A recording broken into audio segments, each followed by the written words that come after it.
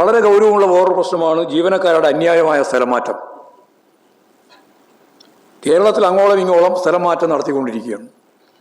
അതായത് ഇവിടെ ഭൂരിപക്ഷം കിട്ടി, 12 മണിയാകുമ്പോഴാണല്ലോ പറഞ്ഞത്, ആ ഭൂരിപക്ഷം കിട്ടി എന്ന് പറയുന്ന ആ നിമിഷം മുതൽ NGO അസോസിയേഷൻ്റെ നേതാക്കന്മാർ പേരെഴുതി കൊടുത്ത് ഇന്ന ആളുകളെ മാറ്റണം എന്ന് പറഞ്ഞപ്പോൾ യാതൊരു മടിയുമില്ലാതെ ഉയർന്ന ഉദ്യോഗസ്ഥന്മാർ ഇന്നയാളുടെ അഭ്യർത്ഥനയനുസരിച്ച് ഇന്ന ആളുകളെ മാറ്റിയിരിക്കുന്നു എന്ന് അന്ന് ഓർഡർ ഉണ്ടാക്കി.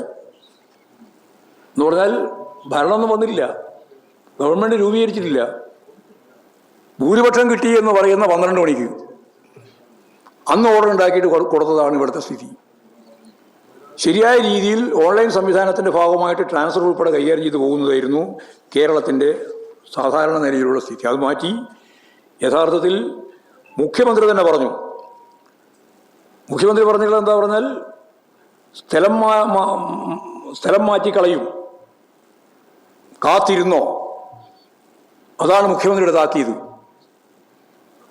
ചരിത്രത്തിൽ ആദ്യമായിട്ടാണ് ഒരു മുഖ്യമന്ത്രി ഒരു പൊതുസമ്മേളനത്തിൽ പരസ്യമായിട്ട് സ്ഥലം മാറ്റും എന്നുള്ള പ്രഖ്യാപനം നടത്തുന്നത്. ആ ഒരു അഹന്തയിലാണ് ഉദ്യോഗസ്ഥന്മാർ ഉൾപ്പെടെയുള്ള ആളുകൾ ഇപ്പോൾ ഗവൺമെൻറ്റിൻ്റെ തണലിൽ തികച്ചും അന്യായമായ രീതിയിലുള്ള സ്ഥലമാറ്റങ്ങൾക്ക് നേതൃത്വം കൊടുക്കുന്നത്. ഈ സ്ഥലമാറ്റ തീരുമാനത്തിൻ്റെ ഭാഗമായിട്ടാണ് ചിലർ ആത്മഹത്യ ചെയ്തു, ചിലർ കുഴഞ്ഞു വീണ് മരിക്കുന്ന അവസ്ഥയിലേക്ക് എത്തി. ഇപ്പോഴും ചിലർ വെന്റിലേറ്ററിൽ കിടക്കുകയാണ്. കാസർഗോഡ് ഒരു ജീവനക്കാരി, കലക്ടറേറ്റിൽ ഉണ്ടായിരുന്ന ജീവനക്കാരി യഥാർത്ഥത്തിൽ ആത്മഹത്യ ചെയ്യുന്ന നിലയിലേക്ക് പോയി. കണ്ണൂരിലെ ഹെൽത്ത് ഇൻസ്പെക്ടർ അവിടെ തന്നെ കുഴഞ്ഞു വീണ് മരിക്കുന്ന സ്ഥിതിയുണ്ടായി.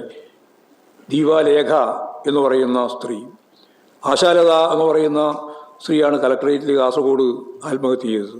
അതിനു മുമ്പ് ഇവിടെ കോഴിക്കോട് ഒരു പോലീസുകാരൻ ആത്മഹത്യ ചെയ്യുന്ന നിലയുണ്ടായി. പരിയാരം മെഡിക്കൽ കോളേജിൽ, പരിയാരം മെഡിക്കൽ കോളേജിൻ്റെ 1995 ആരംഭിച്ച് 96 മുതൽ അവിടെ സേവനം ചെയ്തുകൊണ്ടിരിക്കുന്ന ഒരു ഡോക്ടറാണ് ഈ അസോസിയേഷൻ്റെ, NGO അസോസിയേഷൻ്റെ നേതാവിൻ്റെ ഭീഷണി ഭയങ്കരമായ രീതിയിലുള്ള ആക്രോശിച്ചുകൊണ്ട് ആ ഡോക്ടറെ, അവർക്ക് യാതൊരു ഉത്തരവാദിത്വമില്ല. HOD അന്നില്ല, ചാർജ് വേറെ ആൾക്ക് കൊടുത്തു, അവർക്ക് കിട്ടിയിട്ടുമില്ല.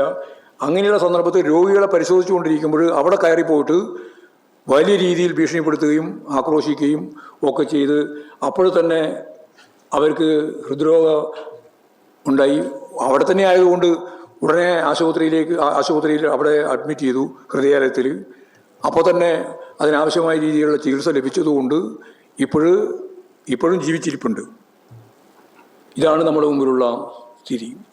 അപ്പോൾ ഈ സ്റ്റാഫിനെ അങ്ങോട്ടും ഇങ്ങോട്ടും മാറ്റി കശക്കി എറിഞ്ഞ് ആരെയും മാറ്റാൻ ഞങ്ങൾക്ക് അവകാശമുണ്ട് എന്ന് മുസ്ലിം ലീഗ്, ഈ കേരളത്തിൻ്റെ മുഖ്യമന്ത്രി പറഞ്ഞിട്ടുണ്ട് എന്ന ഹൂങ്കിൽ ഇവർ ഈ NGO അസോസിയേഷൻകാർ ഉൾപ്പെടെയുള്ള ആളുകൾ നിലപാട് സ്വീകരിക്കുന്നൊരു സാഹചര്യമാണ് വന്നുകൊണ്ടിരിക്കുന്നത്. അപ്പോൾ സത്യപ്രതിജ്ഞ ലംഘനമാണ് യഥാർത്ഥത്തിൽ മുഖ്യമന്ത്രി എന്ന് പറയുന്നത് ജനങ്ങളുടെ മുഖ്യമന്ത്രിയാണ്.